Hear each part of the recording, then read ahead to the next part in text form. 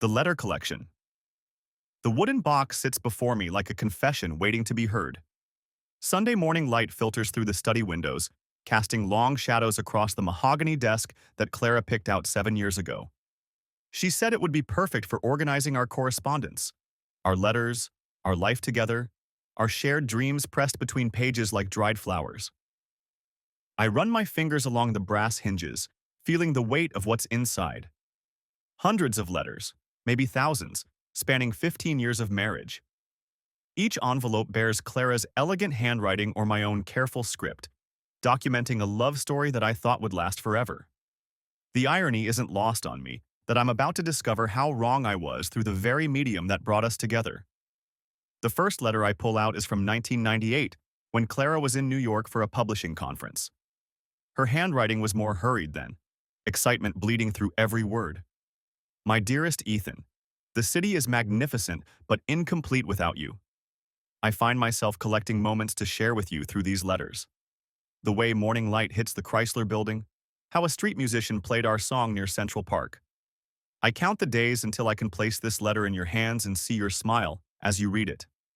I remember receiving that letter, how I carried it in my pocket for weeks until the paper grew soft from my fingers tracing the words. Back then, distance was just an excuse to write more letters. Now, sitting in the silence of our empty house, distance feels permanent. Setting the letter aside, I close my eyes and let myself remember how it all began. 15 years earlier. The Literary Society meeting was nearly over when she walked in. I was arranging chairs in the back of the campus library, trying to look busy while stealing glances at the girl who'd been attending meetings for 3 weeks without saying a word. Clara had this way of listening that made you feel like your words mattered, even when you were just another English major spouting opinions about Hemingway. "Excuse me," she said, approaching with a leather messenger bag clutched against her chest. "I'm sorry I missed the discussion tonight. My editing class ran late." "Don't worry about it," I replied, probably too eagerly. "We were just debating whether modern literature has lost its sense of romance. Pretty standard territory for a Thursday night." She smiled, and something in my chest shifted. "What's your opinion?" "I think romance isn't dead," I said, surprising myself with my boldness. "It's just changed forms. Maybe instead of sonnets, we write emails. Instead of love letters, we send text messages." "But doesn't something get lost in the speed?" Clara asked, settling into one of the chairs I'd been stacking. "When you can send a thought instantly, do you really consider its weight?" I stopped stacking chairs entirely. "What do you mean?" "I mean, when someone took the time to write a letter by hand, to choose each word carefully, to fold the paper and address the envelope. That process itself was part of the love. The anticipation of receiving it, the physical act of opening it, holding something the other person held." She reached into her bag and pulled out a fountain pen, turning it between her fingers like a meditation tool. "I still write letters sometimes. Real ones. On paper." "To whom?" The question slipped out before I could stop it. Clara's cheeks flushed slightly. "Mostly to myself. Or to authors whose books have changed me. I never send those." "That's beautiful," I said, and meant it. She looked up at me then, really looked, and I felt that electric recognition you read about in books, but never expect to experience. "Would you like to get coffee sometime? We could discuss the lost art of correspondence." 3 days later, I found a handwritten note slipped under my apartment door. "Ethan, if you're serious about exploring the romance of written words, meet me at Powell's Books on Saturday at 2 p.m. I'll be in the letter writing guides section, probably looking like a relic from another century. Clara." I still have that note, of course. It's in the box somewhere, probably near the bottom where I keep the earliest artifacts of our love. Powell's Books became our sanctuary. We'd spend hours wandering the maze of shelves, pulling books for each other, leaving notes tucked between pages like literary breadcrumbs. Clara introduced me to writers I'd never heard of, women who'd documented their lives through correspondence, lovers separated by wars who kept their relationships alive through letters. "Look at this," she said one afternoon, pulling a collection of World War II letters from the shelf. "These two people sustained a marriage for 3 years through nothing but written words. They built a life together on paper." I watched her flip through the pages, her fingers reverent on the aged paper. Do you really think that's possible? Building a relationship entirely through letters? I think letters might be the most honest form of communication, Clara said.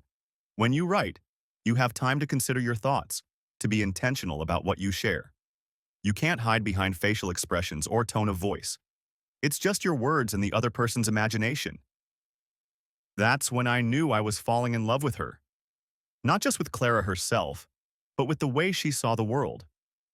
She had this ability to find profound meaning in simple things, to elevate everyday moments into something beautiful. Our first real letter exchange began when Clara got a summer internship in Seattle. We'd been dating for 4 months, and the thought of being apart for 10 weeks felt unbearable. The night before she left, we sat in my apartment making a pact. No phone calls, Clara said, her hand intertwined with mine. Not for the first month anyway. Let's see if we can keep this alive through letters alone. What if I miss your voice? I asked. Then you'll have to learn to hear it in my words. The first letter arrived 3 days after she left. My beloved Ethan, Seattle is rain and coffee and the sound of fairy horns in the distance. I've rented a small apartment near Pike Place Market, and every morning I walk past flower vendors who remind me of your garden. I find myself collecting details to share with you. The way the Space Needle looks different from every angle. How the baristas here take coffee as seriously as you take your printing projects. But mostly, I think about how strange it is to miss someone's handwriting. I never realized how much of you lives in the way you form your letters, the careful way you dot your I's and cross your T's. Write to me soon. I need to see your thoughts made tangible. All my love, Clara. I must have read that letter 50 times before sitting down to write my response. I spent hours crafting my reply, trying to match her eloquence, her ability to transform ordinary observations into poetry. That summer, we wrote each other 3 letters a week, sometimes more. By August, when Clara returned, we had created an entire world together on paper. I feel like I know you better now than when we were together every day, she said, as we sat on my couch, sorting through the letters we'd exchanged. These letters, they're us at our most honest. That's when I decided to propose. Not immediately, of course. But that moment, surrounded by our written words, I understood that Clara and I had built something rare. We'd proven that love could survive on intention and effort. That distance was no match for carefully chosen words and patient hearts. I proposed 6 months later, on Christmas morning, with a letter. My dearest Clara, for 25 years, I thought love was something that happened to other people in other books. Then you walked into that library meeting and changed my understanding of everything. You've taught me that romance isn't dead. It's just evolved. It lives in handwritten notes and carefully chosen words, in the weight of an envelope and the anticipation of opening it. I don't have a ring yet, but I have this question. Will you marry me? Will you spend your life writing the next chapters of our story together? If yes, wear the red dress to dinner tonight. If no, wear anything else. And I promise to love you enough to let you go. Forever yours, Ethan. She wore the red dress. The wedding was small, held in the garden behind my parents' house in Portland. Clara insisted on writing her own vows, of course, and when she spoke about building a life one letter at a time, there wasn't a dry eye in the crowd. We created a new tradition that day. Instead of a unity candle, we sealed letters to each other in a wooden box, promises to be opened on our 10th anniversary. Our early marriage was punctuated by correspondence. When Clara traveled for work, she'd leave letters hidden around the house for me to find. When I worked late at the printing shop, she'd slip notes into my lunch bag. We wrote anniversary letters, birthday letters, Tuesday afternoon, just because letters. I opened my printing shop, Blackwell Press, 2 years after our wedding. It specialized in artistic printing, wedding invitations, literary broadsides, custom stationery. Clara joked that I'd found a way to make our obsession with beautiful letters into a career. She wasn't wrong. Every job felt connected to our story, every custom invitation a reminder of our own beginning. Clara thrived at the publishing house. She had an eye for emerging talent, a gift for recognizing stories that mattered. Her authors adored her, and she often brought manuscripts home, reading late into the night with the same intensity she'd once reserved for our letters. Listen to this, she'd say, looking up from a stack of pages. This writer has found a way to make loneliness beautiful. Listen, distance is just geography until someone you love lives there. I'd watch her face light up as she read, and I'd fall in love with her all over again. Clara had this ability to find magic in words, to see connections that others missed. It's part of what made her such a brilliant editor, and part of what made our letter-writing tradition feel so sacred. But success changed us, slowly and almost imperceptibly. Clara's trips became longer, more frequent. Publishing was a demanding field, and she was building a reputation. My shop was growing too, taking on larger clients, more complex projects. We still wrote letters, but they became less frequent, more functional. Ethan, the conference in Chicago is going well. Signed 3 new authors this week. The hotel has beautiful stationery. I'm stealing some for us. Be home Sunday. Love, C. The letters grew shorter, more rushed. The careful consideration that had once characterized our correspondence gave way to quick updates, logistical information. I told myself it was natural, that couples didn't need to write novels to each other after 10 years of marriage. But sometimes, reading Clara's brief notes, I felt like I was losing her one abbreviated sentence at a time. The beginning of the end started with a misplaced letter. It was a Tuesday in October 3 years ago. Clara had been in New York for a week, working with a high-profile author on manuscript revisions. I was in my study, organizing receipts for tax season, when I knocked over a stack of papers on Clara's desk. As I bent to collect them, a folded sheet of her personal stationery caught my attention. At first, I assumed it was a draft of a letter to me. Clara often wrote several versions before settling on her final words. But as I unfolded the paper, I realized this wasn't meant for my eyes. My dearest Vincent, I can't stop thinking about our conversation yesterday. You spoke about the way literature can illuminate the darkest corners of the human heart, and I felt something shift inside me. It's been so long since someone understood my passion for words the way you do. Ethan loves that I'm an editor, but he doesn't truly understand the art of it, the way you do. When you quoted Neruda, "Love is so short, forgetting is so long," I felt like you were speaking directly to my soul. My hands shook as I continued reading. I know this is dangerous territory.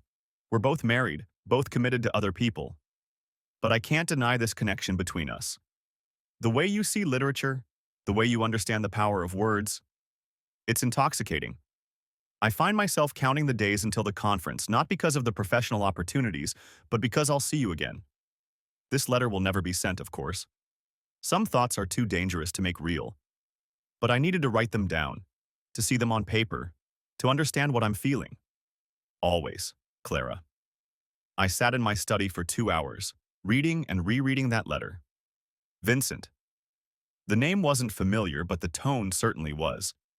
It was the same breathless passion Clara had once reserved for letters to me. The careful consideration of each word, the literary references, the way she elevated their connection into something profound and meaningful. She was writing love letters to another man. Not sending them, apparently, but writing them with the same care and attention she'd once lavished on our correspondence. The realization hit me like a physical blow. Our letters had been the foundation of our relationship, the most sacred part of our connection. If Clara was channeling that energy elsewhere, what did that mean for us? I carefully refolded the letter and placed it back among the papers, my mind racing. Part of me wanted to confront her immediately, to demand an explanation. But another part, the part that understood Clara better than anyone, knew that accusations would only make her retreat. If she was having an affair, emotional or otherwise, I needed to understand the full scope before acting. That night, after Clara returned from New York, I watched her carefully. She seemed the same, tired from travel, happy to be home, affectionate in her usual reserved way. We had dinner, discussed her trip in general terms, made plans for the weekend. She kissed me goodnight with the same gentle familiarity we'd shared for years. But I noticed things I'd previously overlooked.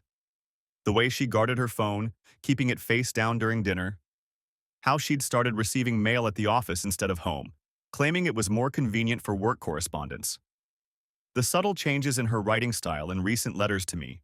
Less literary, more practical, as if she was saving her poetic voice for someone else. Over the following weeks, I began paying closer attention. I noticed that Clara had started taking longer lunch breaks, often returning with a particular glow that I recognized from our early dating days. She mentioned attending more literary events, networking opportunities that kept her out late and slightly secretive about details. How was the poetry reading? I'd ask.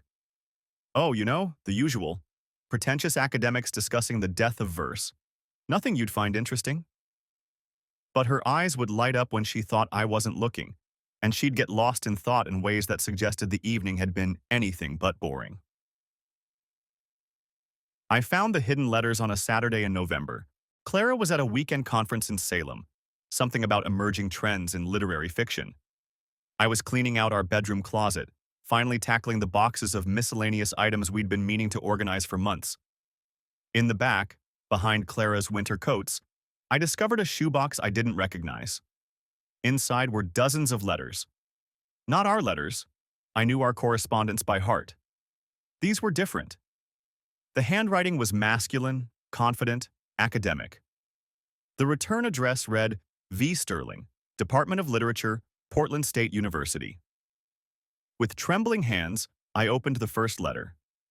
Dearest Clara, your insights about Morrison's use of memory as narrative structure were brilliant. I've been thinking about our conversation for days, how you connected her techniques to your own editorial process. You have such a profound understanding of how stories work, how they shape us. I find myself looking forward to our coffee meetings with an anticipation I haven't felt in years. There's something magical about discussing literature with someone who truly understands its power. Until next time, Vincent. I read letter after letter, watching their relationship unfold on paper. What had started as professional admiration had slowly evolved into something deeper, more intimate. Vincent Sterling, Professor Vincent Sterling, I learned from his letterhead, wrote with the same passionate attention to language that had once characterized my own letters to Clara. Clara, you asked me yesterday about the difference between love and obsession in literature. I've been thinking about your question, and I wonder if perhaps the answer lies not in the feeling itself, but in how we choose to express it. When Neruda writes, I love you without knowing how, or when, or from where, he's describing something beyond rational choice. It simply exists, demanding acknowledgement. I fear I'm beginning to understand his meaning in ways I never expected. V. The letters spanned 6 months. 6 months of carefully cultivated emotional intimacy, of shared literary references and slowly escalating declarations of feeling. I could see Clara's responses in Vincent's replies, her humor, her intelligence, her growing attachment to this man who spoke her language in ways I apparently no longer could. My darling Clara, I treasure your letter about feeling torn between duty and desire. You write so beautifully about the complexity of the human heart. Yes, we are both married. Yes, this is complicated, but I cannot regret the connection we've found. In a world that often feels cynical and shallow, you remind me that profound emotional connections are still possible. Your husband is a lucky man, though I suspect he doesn't fully appreciate the brilliant woman he married. I know I shouldn't say such things, but honesty has always been the foundation of our correspondence. Forever yours, Vincent. That last line felt like a knife to my chest. Forever yours. The same closing I'd used in letters to Clara for 15 years. She'd given our words, our intimacy, our most sacred traditions to another man. I spent the rest of the day reading through their correspondence, watching my wife fall in love on paper while I worked 60 feet away in my study, oblivious to the dissolution of my marriage. The worst part wasn't the declarations of love, though those were devastating enough. It was the way Clara wrote about me in her letters to Vincent. You're right that Ethan doesn't understand literature the way you do. He supports my career, but he sees editing as just a job, not an art form. Sometimes I feel like I'm speaking a foreign language when I try to share my passion for books with him. With you, I don't have to translate my thoughts. You understand the magic immediately. Ethan is a good man, but he's content with surface-level conversations about books. He reads for plot, not for the deeper meanings that make literature transformative. I've grown tired of pretending that's enough for me. Reading those words, I realized I'd lost Clara long before I found evidence of her affair. Somewhere along the way, I'd stopped being her intellectual equal, her literary companion. I'd become the reliable husband who supported her career, but couldn't match her passion for the art form that defined her identity. The final letter in the box was dated just 2 weeks earlier. My beloved Vincent, I've made my decision. I can't continue living this double life, honoring one relationship while my heart belongs to another. Ethan deserves honesty, even if it destroys us. I'm going to tell him about us after the Salem conference. I don't know what the future holds, but I know I can't keep pretending that a marriage based on old letters and faded passion is enough for either of us. I love you. Soon, we won't have to hide that truth. Always and forever, Clara. I sat on our bedroom floor, surrounded by evidence of my wife's betrayal, and felt the entire architecture of my life collapse. 15 years of marriage, built on the foundation of written words and shared literary passion, destroyed by the same medium that had created it. That night, I couldn't sleep. I kept thinking about our wooden box in the study, filled with letters that now felt like artifacts from someone else's life. Every anniversary note, every travel letter, every spontaneous Tuesday afternoon declaration of love, all of it tainted by the knowledge that Clara had been writing identical sentiments to another man. I went to my study and pulled out our earliest correspondence, searching for clues I'd missed. Had there been signs that Clara was growing dissatisfied with our intellectual connection? Moments when she'd tried to engage me in deeper literary discussions that I'd deflected or dismissed? Reading our letters chronologically, I could see the gradual shift. In our early years, we'd written extensively about books we were reading, ideas we wanted to explore together, ways that literature was shaping our understanding of life and love. But as my business grew and Clara's career accelerated, our letters became more practical, less philosophical. Ethan finished editing a manuscript about memory and trauma today. The author has this incredible ability to make pain beautiful without romanticizing it. Made me think about how we process difficult emotions. Do we write through them or around them? Would love to discuss over dinner. See, I remembered receiving that letter 3 years ago. Instead of engaging with her question, I'd responded with updates about a printing deadline and suggestions for weekend plans. I'd taken her intellectual curiosity for granted, assuming she'd always be content with my limited participation in her literary world. Now another man was giving Clara the deep conversations about books and ideas that I'd gradually stopped providing. Vincent Sterling wasn't just her lover, he was her intellectual companion, the kind of partner I'd been at the beginning but had somehow stopped being along the way. The realization was almost as painful as discovering the affair itself. I hadn't just lost Clara to another man, I'd lost her to a version of myself that I'd abandoned. Clara returned from Salem on Sunday evening, glowing with what I now recognized as the aftermath of romantic intensity. She kissed me hello with unusual warmth, chattering about the conference sessions and networking opportunities. I watched her performance, wondering if she was gathering courage for the conversation she'd promised Vincent. "How was your weekend?" she asked, settling onto the couch with a cup of tea. "Did you manage to get caught up on shop paperwork?"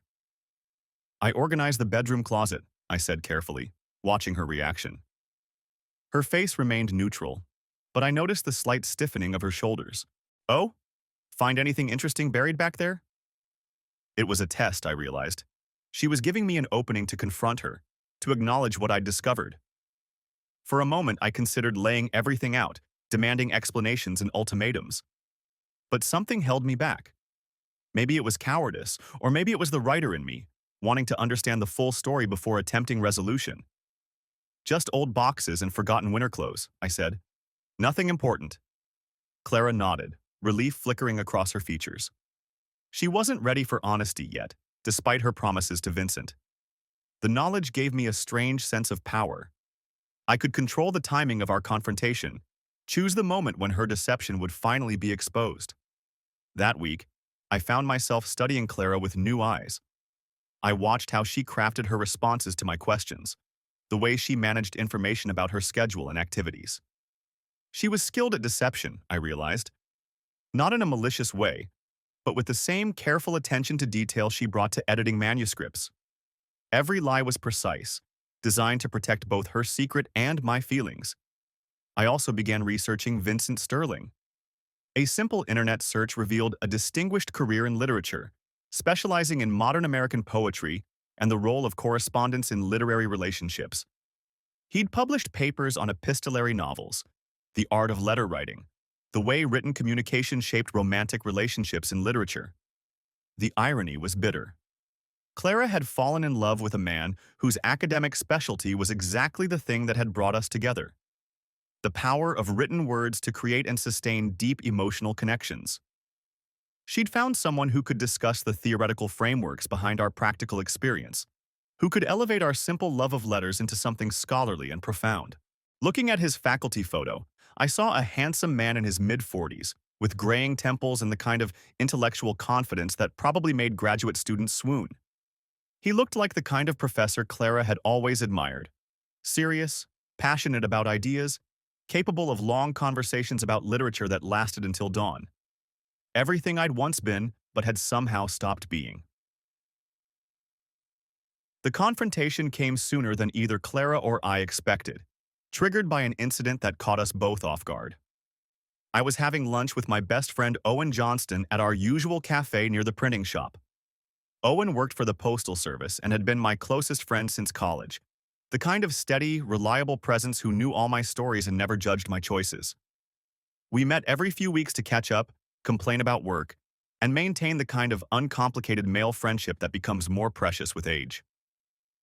"Saw Clara the other day," Owen mentioned casually as we worked through our sandwiches. "She was at Cafe Allegro with some distinguished-looking guy. Looked pretty intense. Lots of leaning across the table, hand-holding. Figured it might be a work thing, but thought you should know." My stomach dropped. "When was this?" "Tuesday afternoon around 3. I was delivering mail to the businesses on that block." Owen studied my face with growing concern. "Everything okay, Ethan? You look like you've seen a ghost." I forced a smile, trying to process this information. Tuesday afternoon, Clara had told me she was in back-to-back meetings at the publishing house. Instead, she'd been holding hands with Vincent Sterling in a cafe across town. "Yeah, probably just a work meeting," I managed. "Clara's been dealing with some high-maintenance authors lately." But Owen knew me too well to buy my deflection. "Listen, I don't want to be that guy who stirs up trouble, but what I saw didn't look professional. There was intimacy there, you know? The kind of body language that usually means something." After lunch, I walked back to my shop in a daze. The abstract knowledge of Clara's affair was different from this concrete evidence of public displays of affection. They weren't just exchanging passionate letters. They were building a real relationship, taking risks, becoming visible as a couple.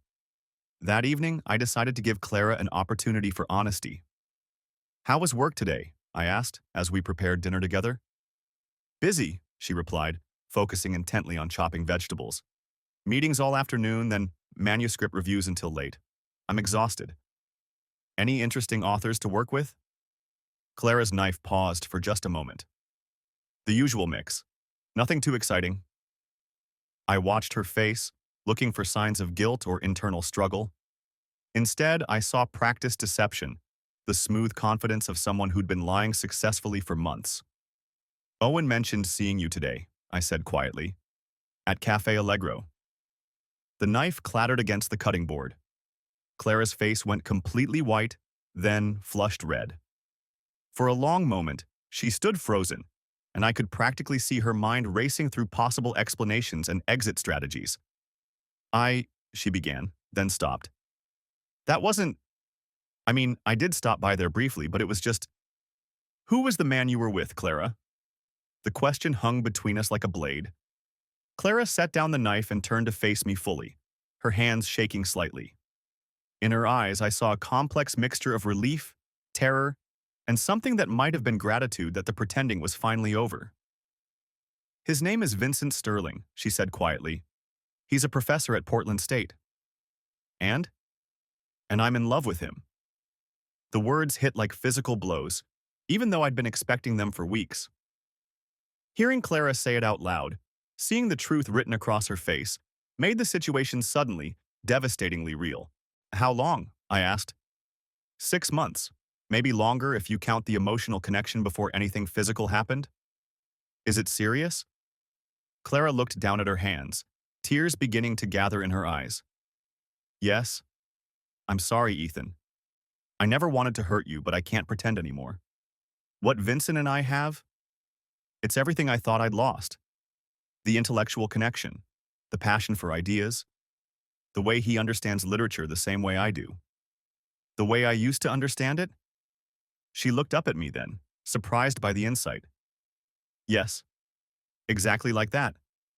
Like how we were in the beginning, before life got complicated and we got comfortable.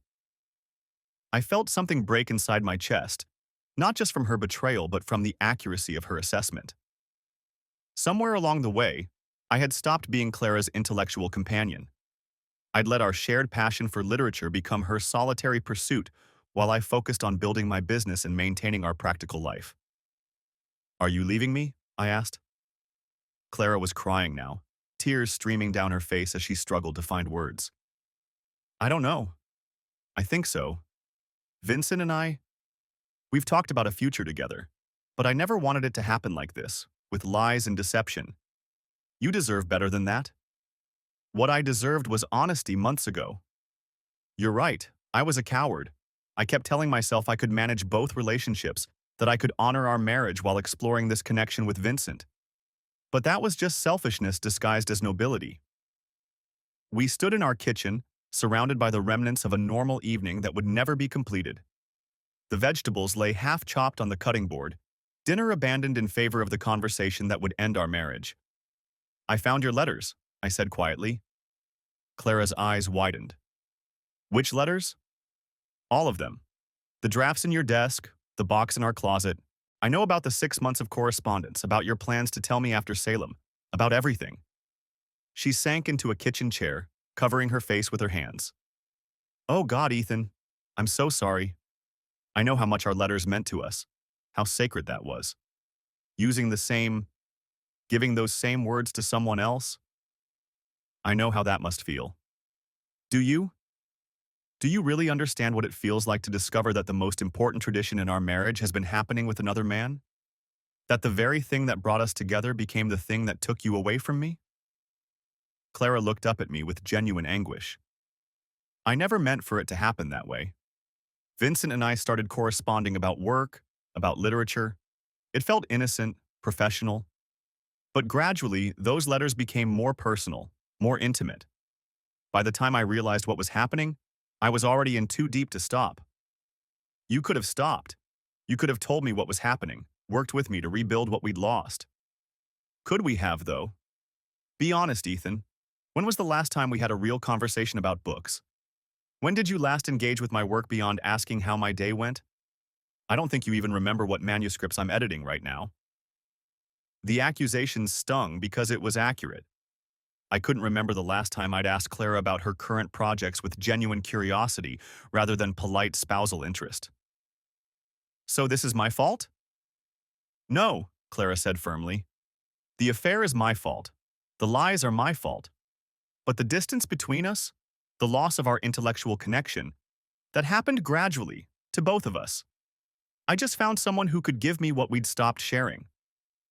We talked for another hour, cycling through accusations and apologies, practical questions and emotional recriminations. By the end, we'd reached an exhausted truce. Clara would stay in the guest room while we figured out next steps. We'd see a lawyer about separation procedures. We'd try to end things with as much dignity as possible. But there was one more conversation I needed to have first. The next morning, I called in sick to the shop and drove to the antique bookstore where my friend Iris worked. Iris Morrison was 73 years old, sharp as a blade, and had been running Timeless Pages for 40 years. She knew every book in the store by heart and had an uncanny ability to recommend exactly the right title for whatever life crisis her customers were facing.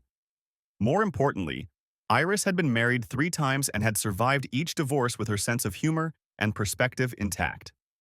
If anyone could help me navigate the wreckage of my marriage, it was her. I found her arranging a display of vintage correspondence, old love letters, postcards, and handwritten documents from estate sales. The irony wasn't lost on me.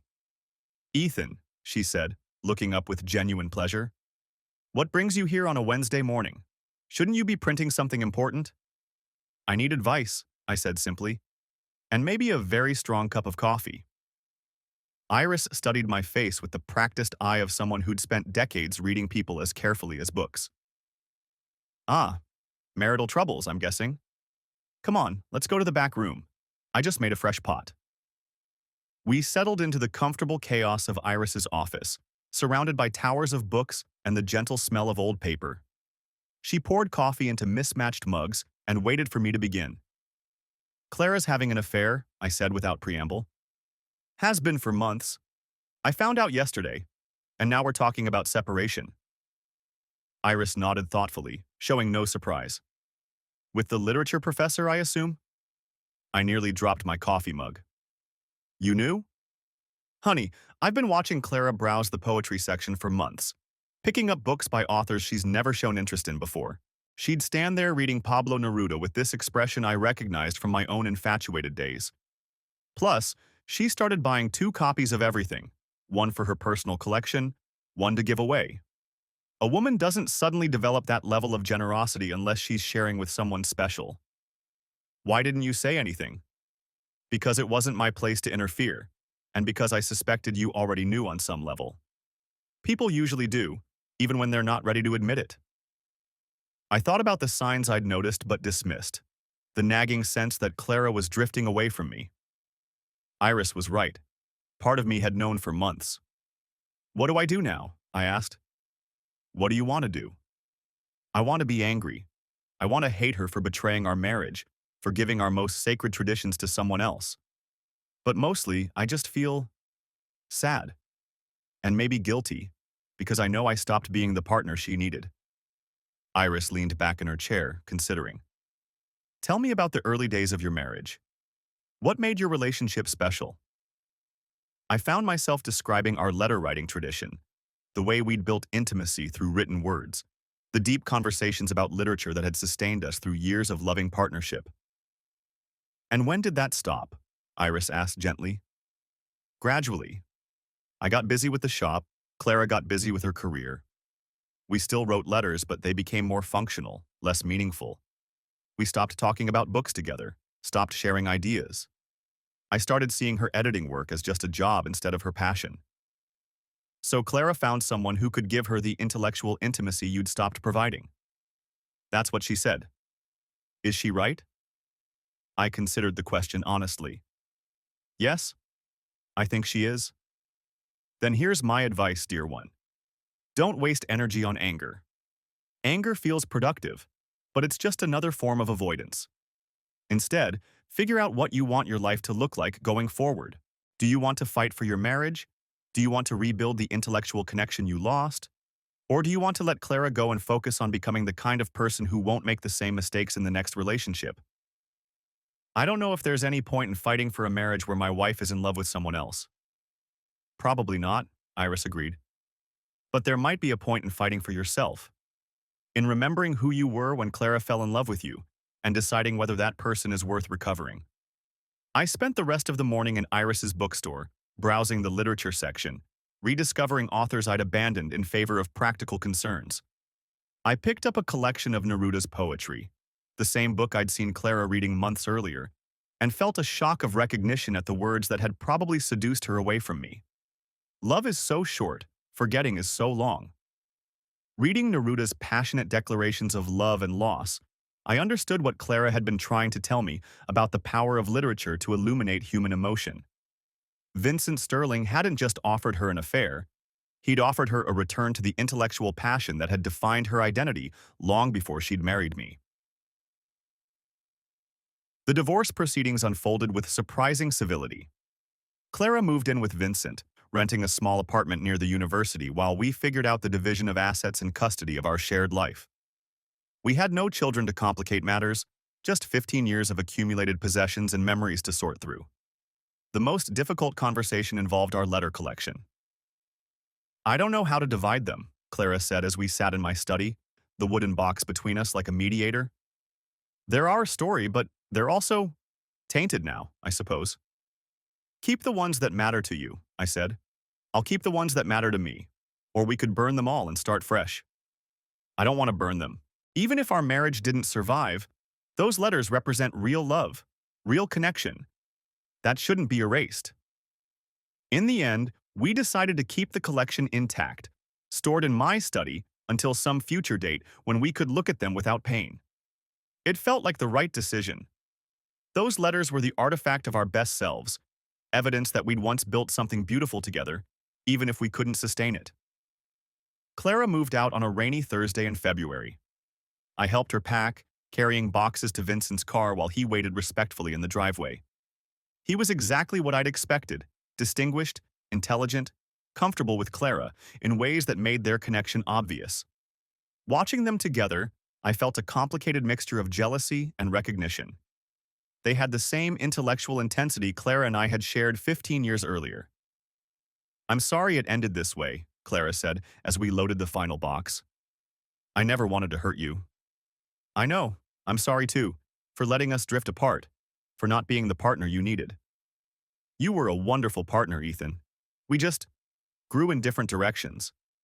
Sometimes that happens, even to people who love each other." After they drove away, I stood in my empty house and felt the full weight of solitude. 15 years of shared life had been reduced to gaps on bookshelves and unfamiliar silence. That night, I wrote my first letter in months, not to Clara, but to myself. "Dear Ethan, today your marriage officially ended.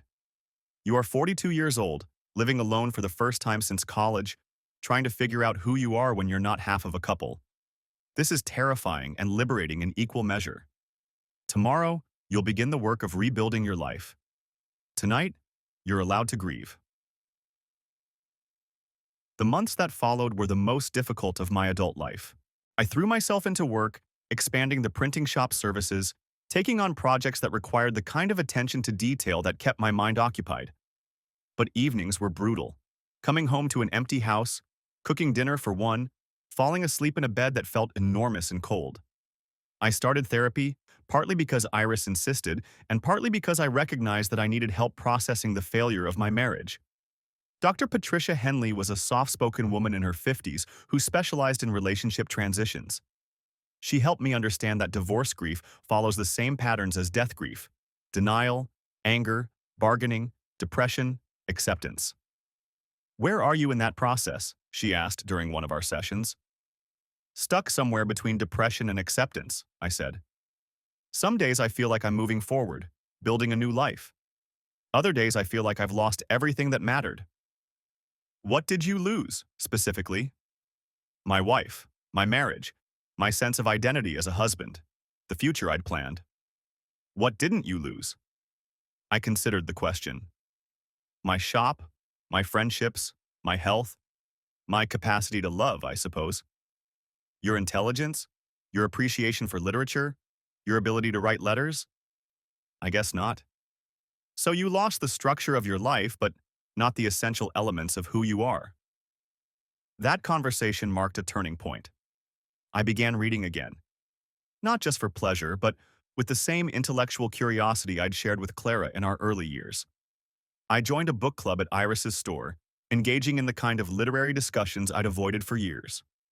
I started writing again, not just functional business correspondence, but thoughtful letters to friends, reflective journal entries, attempts at poetry.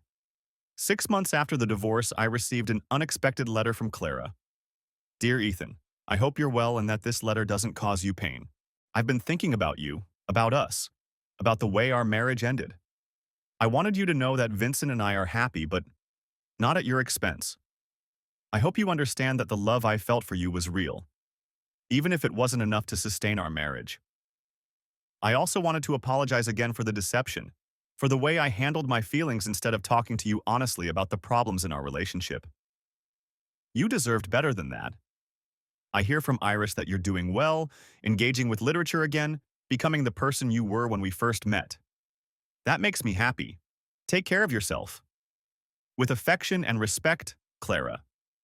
Reading that letter, I felt a complex mixture of emotions: sadness, gratitude, a kind of peaceful closure. Clara and I had failed as a marriage, but we'd succeeded as people who'd loved each other deeply, if imperfectly. Her affair had ended our relationship, but it had also forced both of us to confront the ways we'd stopped growing together. I wrote back, "Dear Clara, thank you for your letter and for your honesty. I'm glad you and Vincent are building something meaningful together. You were right that we'd lost our intellectual connection, that I'd stopped being the partner who could engage with your passion for literature. I regret that, but I'm grateful for the wake-up call. I'm reading again, writing again, remembering who I was before I forgot to keep growing. I hope you know that despite everything, I don't regret our 15 years together. We built something beautiful, even if we couldn't sustain it. Our letters were real. Our love was real. That counts for something. Be happy. With love and forgiveness, Ethan. 1 year after Clara left, I found myself sitting in my study on a Sunday morning, sorting through papers and organizing files. In the back of a desk drawer, I discovered a letter I'd never seen before, a sealed envelope with my name written in Clara's careful script. Inside was a letter dated 3 days before she moved out. My dearest Ethan, by the time you read this, I'll be gone and our marriage will be over. I wanted to leave you with one final letter, not as an apology, but as a testament to what we built together. 15 years ago, you taught me that love could be sustained through written words. That distance was no match for carefully chosen phrases and patient hearts. You showed me the power of correspondence to create intimacy, to bridge gaps, to turn ordinary moments into something profound. Those lessons shaped who I became as a person and as an editor. Even though our marriage is ending, I will carry that gift for the rest of my life. What happened between us isn't a failure of love. It's evidence that people can love deeply while still growing in different directions. I loved you completely during our time together. That love is real, even if it couldn't overcome the ways we changed. I hope someday you'll remember our marriage not as a betrayal, but as a beautiful chapter in both our stories. You taught me how to love through letters. That will always be your gift to me. Forever grateful, Clara. I sat in my study, holding that final letter, and felt the last pieces of my anger dissolve into something like peace. Clara was right. Our marriage hadn't been a failure. It had been a complete story, with a beginning, middle, and end. We'd loved each other fully within the context of who we were at the time. The fact that we'd grown in different directions didn't invalidate the reality of that love. That afternoon, I began writing a new kind of letter. Dear future self, today marks 1 year since Clara left. You've survived the worst of the grief, learned to live alone, rediscovered your passion for literature and writing. You've made mistakes and learned from them. You've been broken and begun to heal. Tomorrow, you'll continue the work of building a life that honors both who you were and who you're becoming. This letter is your reminder that growth is possible, that love can end without being negated, that words still have the power to create meaning from loss. Keep writing. Keep growing. Keep believing in the possibility of love, even after loss. With hope, Ethan. October 26, 2025. 2 years after my divorce, I met Sarah Williams at a literary festival in downtown Portland. She was giving a workshop on memoir writing, discussing the ways personal letters could be transformed into publishable narrative. During the question and answer session, I found myself asking about the ethics of using private correspondence in creative work. That's a complex question, she said, looking directly at me. I think it depends on your intention. Are you exploiting someone else's privacy for your own gain? Or are you honoring shared experiences by giving them artistic form? After her presentation, we talked over coffee about the intersection of life and literature, the way real experiences could be shaped into meaningful stories. Sarah had been divorced herself, understood the strange grief of losing a marriage while still loving the person you'd married. I kept all our letters too, she said, when I mentioned my correspondence with Clara. Not because I wanted to reread them, but because throwing them away felt like erasing the good parts along with the bad. Sarah and I began writing to each other. Not romantic letters, at least not initially, but thoughtful correspondence about books we were reading, ideas we wanted to explore, observations about life after divorce. Gradually, those letters became more personal, more intimate, more romantic. I love that you write real letters, she told me, 6 months into our relationship. Everyone else just sends texts or emails. There's something special about handwritten words, the intentionality of choosing each phrase carefully. I learned that from my ex-wife, I said honestly. Letter writing was the foundation of our relationship. Does it feel strange using the same romantic tradition with someone new? I considered the question. Not strange exactly, more like honoring the best parts of what I learned while leaving room for something different to develop. Sarah smiled. I like that. Building on the past without being trapped by it.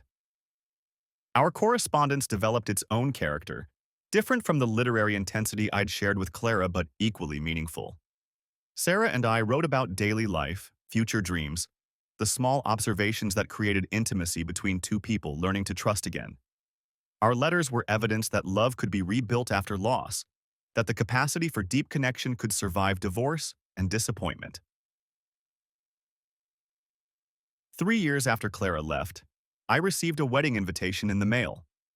Clara Morrison Sterling was marrying Vincent Sterling in a small ceremony at the Portland Art Museum.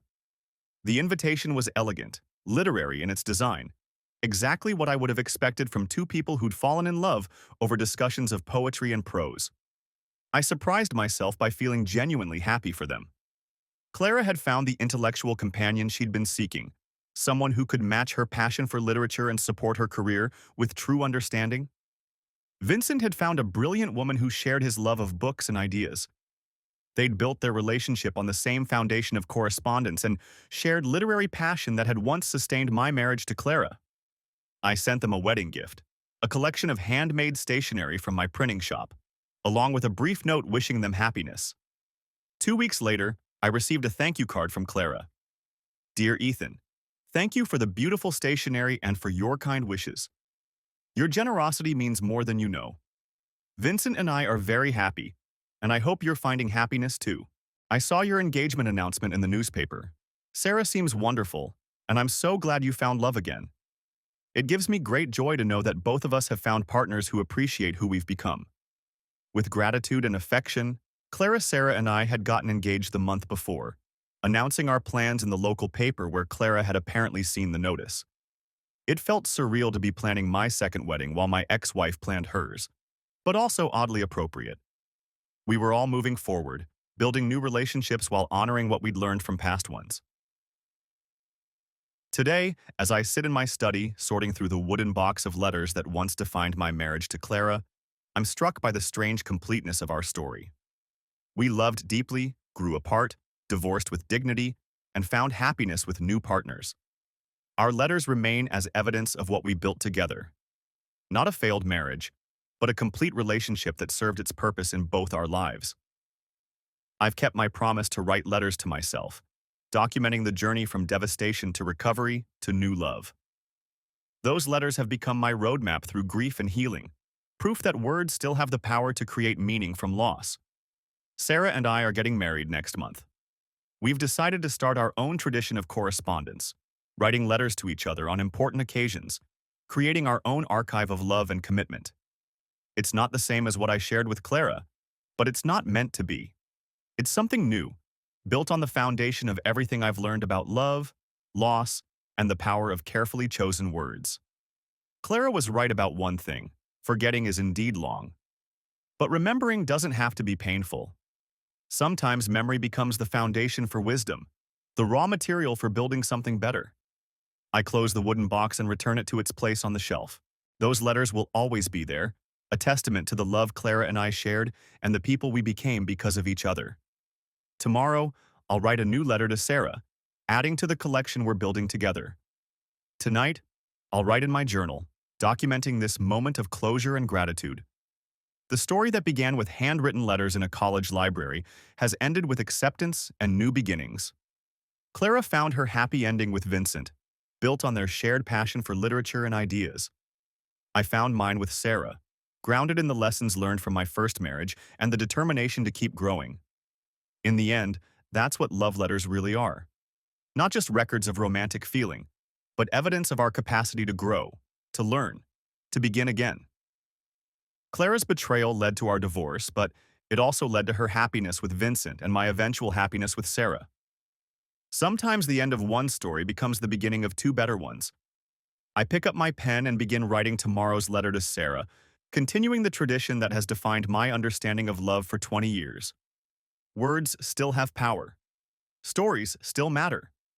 Love still finds a way, even after loss, especially after loss. My dearest Sarah, tomorrow we begin our final week as engaged people. Next Sunday, we'll exchange vows and start our married life together. I wanted to write you this letter as a promise and a testament to everything I've learned about love, commitment, and the power of words to sustain us through both joy and difficulty. The letter continues, adding another page to the ongoing story of love expressed through carefully chosen words. Outside my study window, Portland settles into evening quiet. In her apartment across town, Clara is probably reading with Vincent, sharing insights about whatever book has captured their attention. In her own home, Sarah is grading papers and planning our wedding, building the practical framework around our romantic dreams. We're all writing our stories, one word at a time, one choice at a time, one letter at a time. And for the first time in 3 years, I'm genuinely excited to see what happens next.